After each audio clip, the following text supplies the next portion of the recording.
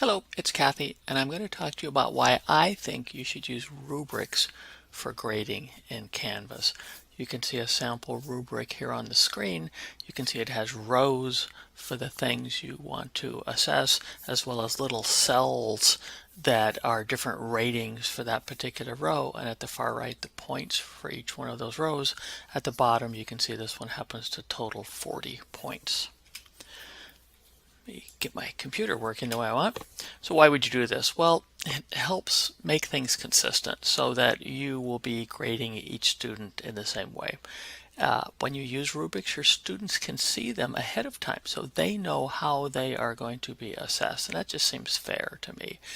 You're going to know ahead of time how you will be grading things, and when you have a lot of stuff to grade, it kind of helps make the whole process a little bit more manageable.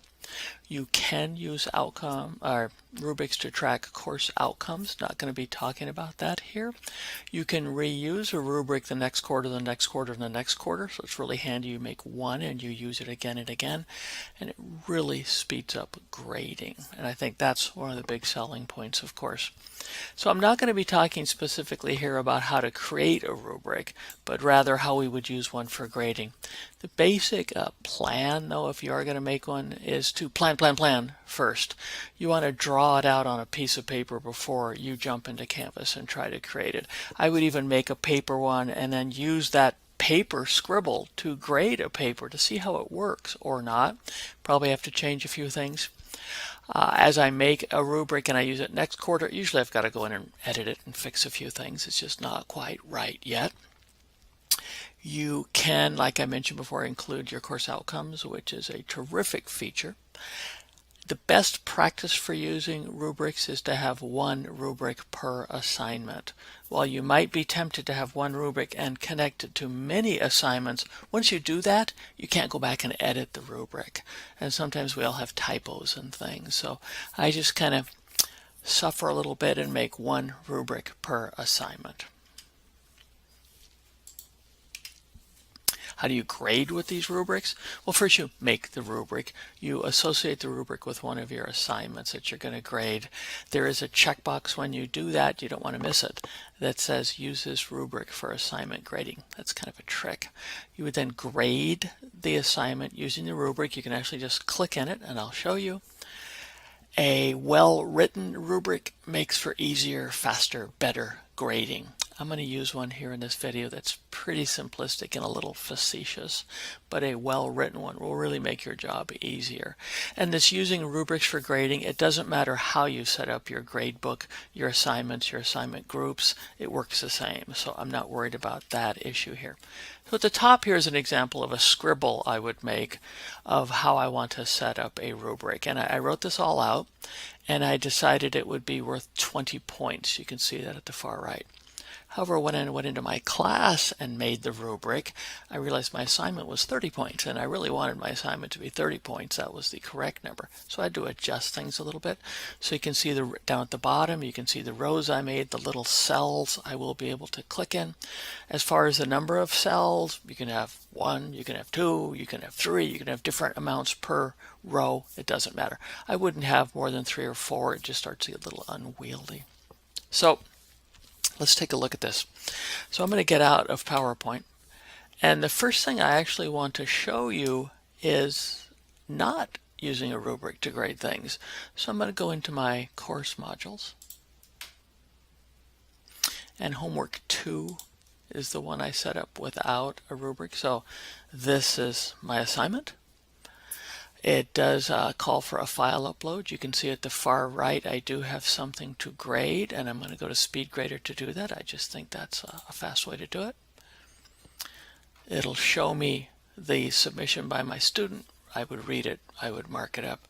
At the far right then, I can enter how many points the student got. I can leave a comment.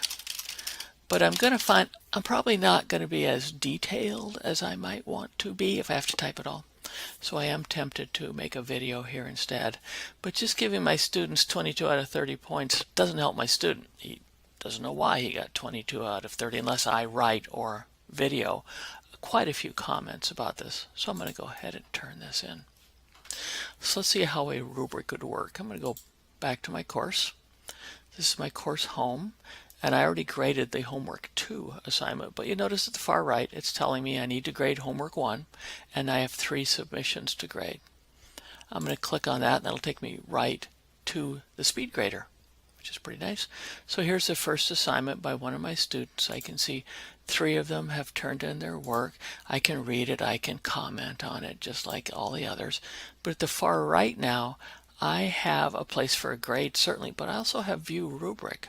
I could just type in however many points, but instead I'm going to click View Rubric, and that rubric I made that I showed you in the slideshow shows up. So I can just go through here after reading this and going, the content is well done. The correct citations, there were a few oopses. I'm going to give them 8 out of 10 on that row. The mechanics, very nice job. Save. So now my students will see for each one of those rows how many points they got. I can then certainly still add more comments and submit. So once you start grading an assignment and you know your assignment, you know your rubric, it becomes very fast. You still have to read the assignments, of course. I just go to the next student's paper, I read, view the rubric, click, 5, save, perhaps write a comment, and submit. Next student, read, bring up the rubric, click, save, add comment perhaps, submit. It'll take longer than this in a real course, but you can see the process goes very quickly. If you have a really nice rubric, it's just click, which I really like. So this is why I appreciate using these. If we go to our gradebook, this has automatically put the grades in the gradebook for me. That's a done deal. You can see them right here, homework 1. You'll also see, because of some things we did, this particular assignment is grayed out, and that means something to us. We could look and figure out what that is. But bam, I'm graded. I used a consistent way to grade all the assignments that I had for that, all the submissions I had for that one homework assignment. And students have been notified of their grades. It's a pretty neat feature. So I suggest you use rubrics. They really are worth the effort, even if you don't want to bother using outcomes.